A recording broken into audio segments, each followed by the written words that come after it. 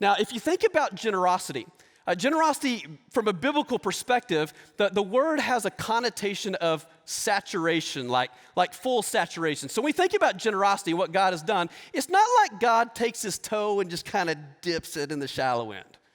That's not how God thinks about generosity.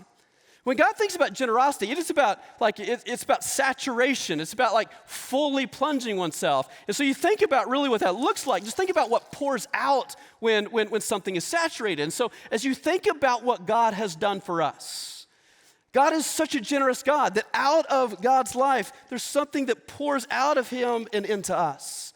When God thinks about his love for us, he doesn't love us just a little bit. He just doesn't love us on our good days. God pours out his extravagant, unconditional, amazing love for us.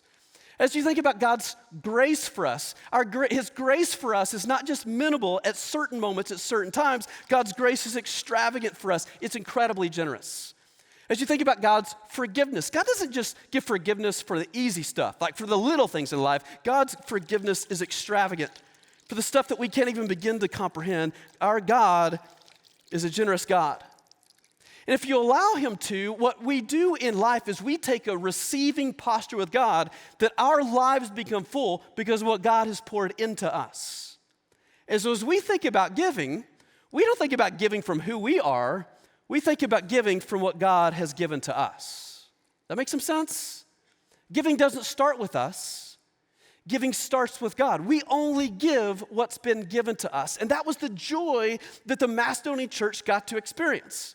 We give what we've been given. We love because we loved. We forgive because we've been forgiven. We have the opportunity to partner with God's global church because what God has done radically in our lives.